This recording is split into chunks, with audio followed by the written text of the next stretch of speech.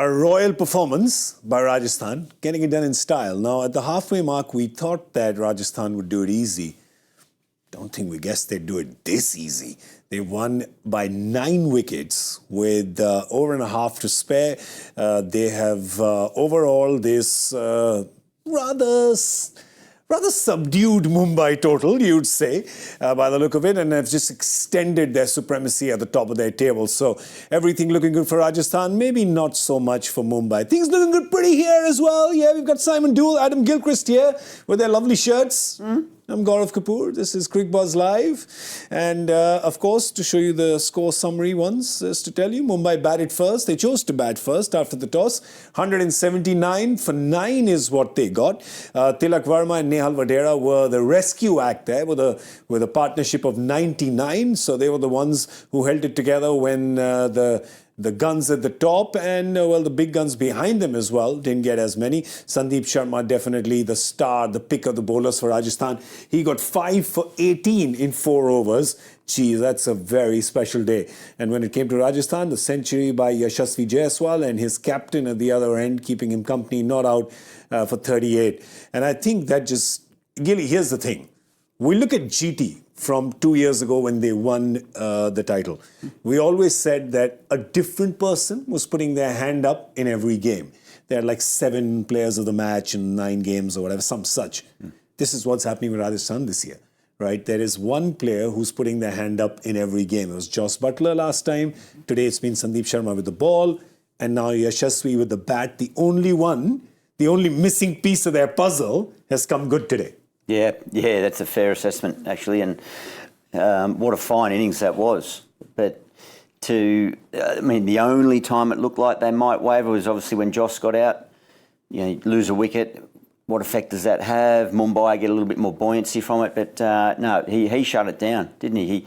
He was, when you're going through a little run of outs, you'll be able to look back and go, I didn't go my way on that one, or that one was, could have had a bit more good fortune on that one, and you see it that way.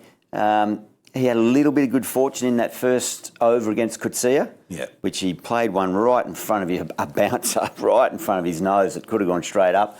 But you ride the good and the bad equally, and that's you try to maintain a steady medium. Don't get too low when you're low, and don't get too carried away when you're going well. Just try to have that common middle ground.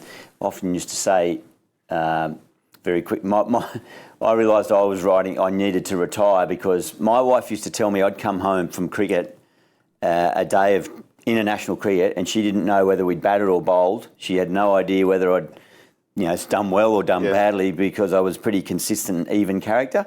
But there was a time towards the end of my career where I was coming in and kicking the dog and the cat and throwing stuff around. She goes, "Okay, you got out, did you?" Yeah. So you know what I mean. Like, just try and maintain a happy medium, and hopefully that's what he's done. And now he's back in the spoils again. Just add to that, he was kicking a stuffed dog and a stuffed cat before the activists come after us. No animals were hurt in that time. It was an exaggeration. This was just a story. It didn't kick anything, so don't worry about it. But Dooley, really, with it, with you, I'll of course speak about the bowling as well, but just about the fact that we were talking about the mahal of this Rajasthan unit, of how it's coming together really nicely. Just this thing of not just winning the game, but a person who has not been able to contribute so far, putting his hand up and saying, well, I'll do it today. Yeah, and the faith they've kept in him as well. And that all those conversations would have been about, listen, mate, like Gilly said prior to the game, you're playing all the games. We're not going to drop you.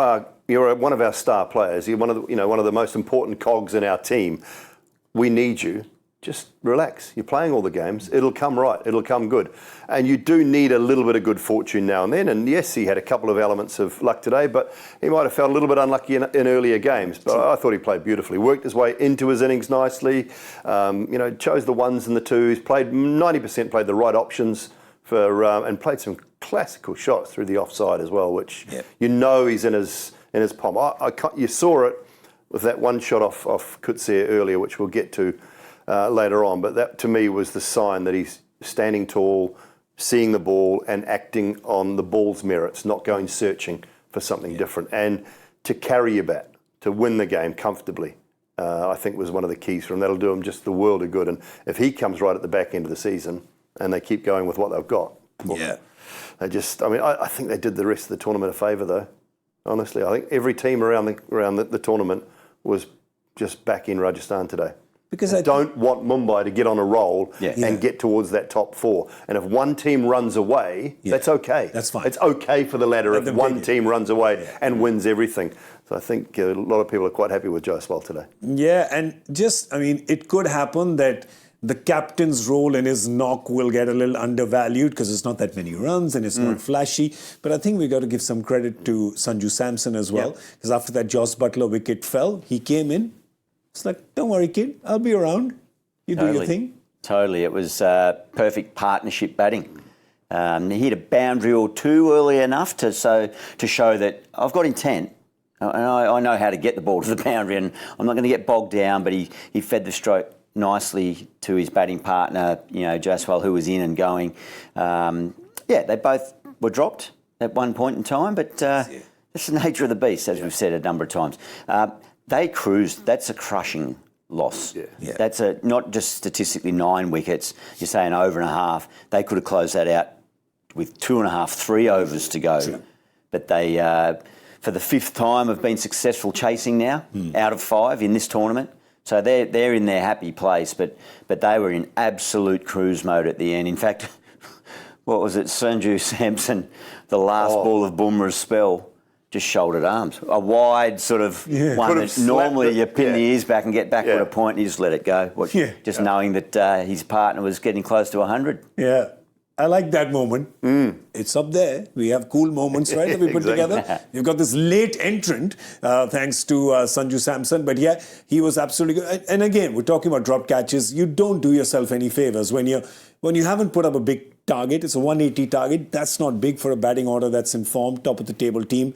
And then you drop catches. I mean, both Nihal Vadera and Tim David should be catching that in their sleep, would be catching that in their sleep. The whole fielding effort in general. I mean, Hardick's diving over that one to lose you the power play bonus point. Yeah, the bullseye prediction. The bullseye prediction. That was a single. I mean, he's dived over one there that's gone for 4. Nabby on 2 occasions, I think, as misfielder. The last one was awful. It was club cricket stuff from Nabby, that last misfield. Just lazy, not getting down. A couple of catches, there might be a bit of naughty boy training. James Pammint's he set some very high expectations on their fielding. He was probably he's a big guy, James Pammint. He's their fielding coach.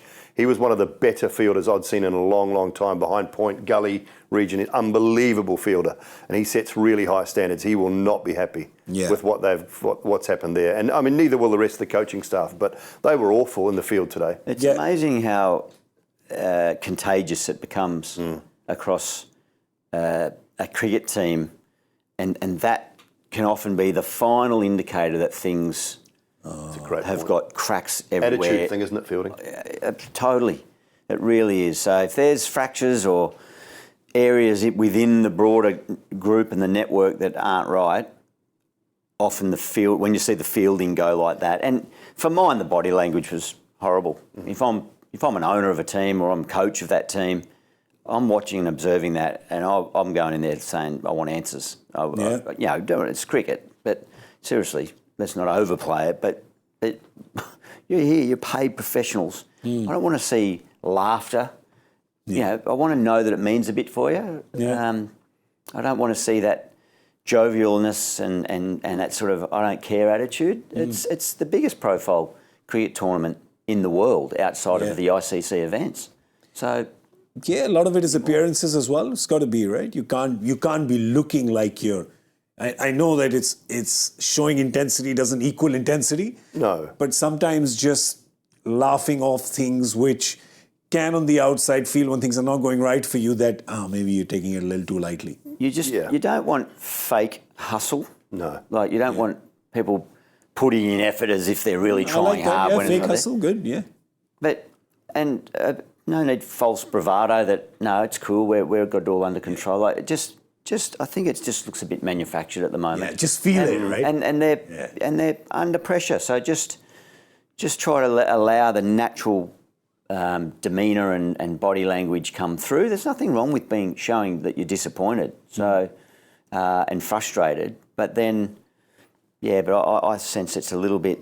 They're trying a bit too hard to look a bit too in control and everything's okay and they're not panicked, but there must be panic signs there now. We've seen that a lot with Rohit, right? Rohit will be irritated, annoyed, happy. It's all. It feels very real. But anyway, I've taken it back, and I don't intend to cause any war. But today, the fielding effort definitely was what I like to call butterball turkey. Today was completely butterball. It just was not sticking to them. But we want to talk about their bowling. I told you we talk about their bowling, and we were having a chat in the comm box, and when we did, we were surprised because the thing is, when you look at their bowlers and you look at some of the deliveries they bowl, you can't help but look at the Mumbai bowling and say, they've got the pieces, but they're not putting the puzzle together. Yeah, you're starting from the wrong, normally when you pick up a jigsaw puzzle, you sort of start from the edge, don't you? Because the edges are kind of the easier, but the middle's a bit tough.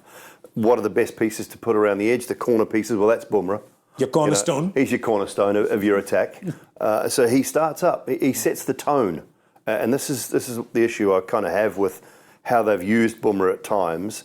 And it's not just this year. It has been at times in the past as well. When you have what you think is probably an under par total, which it proved to be well under par, you've got to set the tone with the ball. How do you set the tone? You get your best on best. Yep. Josh Butler's walking out.